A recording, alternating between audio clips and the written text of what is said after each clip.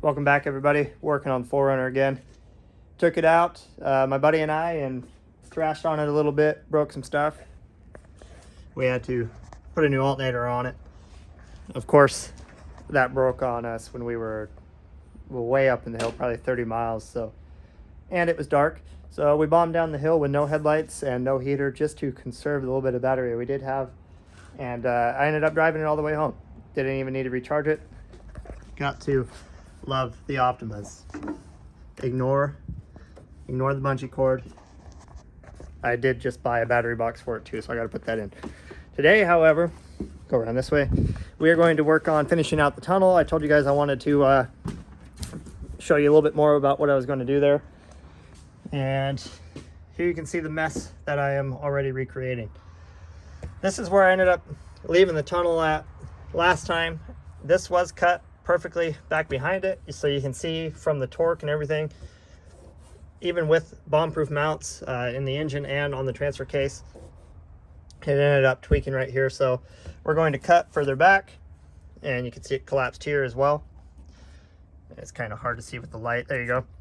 So we're going to cut along this line all the way up to where my other line connects, and what we're going to do is weld this piece of 1-inch bar stock in there.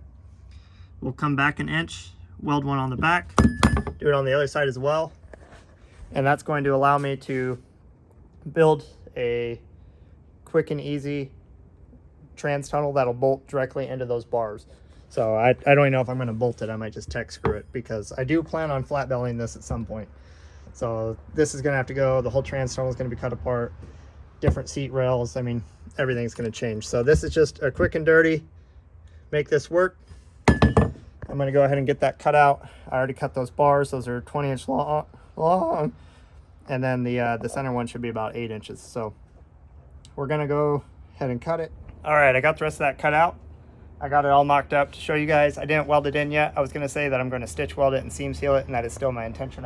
The video cut off there. So I'm going to stitch weld it and seam seal it afterwards.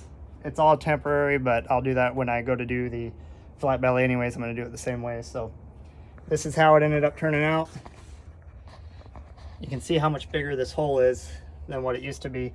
I wasted a lot of time trying to shape it beforehand. So basically, measure once, cut all of it. Don't try to be finicky about it if you're doing it this way, at least. So now I should be able to build a tunnel cover with a simple 90-degree brake.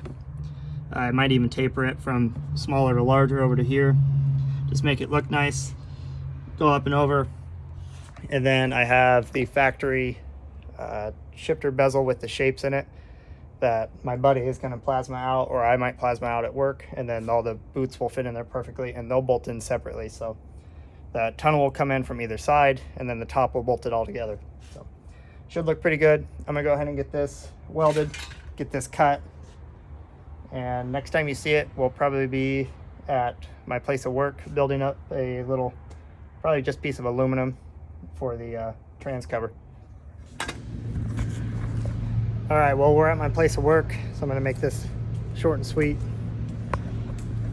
I built a template piece to fit on the frame inside all that box tape you guys saw me put in. The reason I put this brake on it was so that way it would clear the seat as it went by. If I went straight up, it'd be really tight. So I put a 20-degree brake and a 70-degree brake to make 90.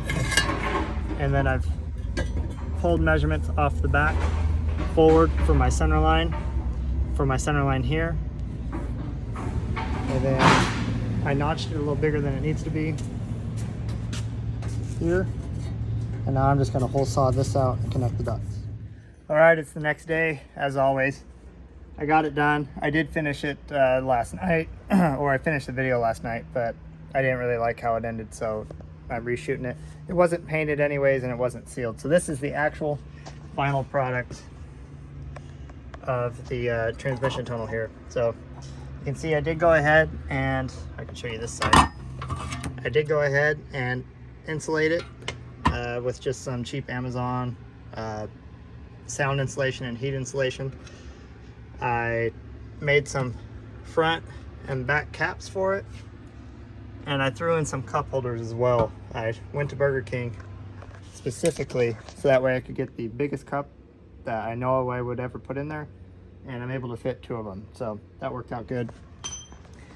I'm very happy with how it turned out, given the fact that it's just a kind of a cheap, quote-unquote, temporary fix until I flat belly it, but who knows when I'll actually flat belly it. So I ended up having to notch this hole a little bit bigger than I said, and that's because throw on this stick is actually more than the 2-wheel drive, 4-wheel drive one.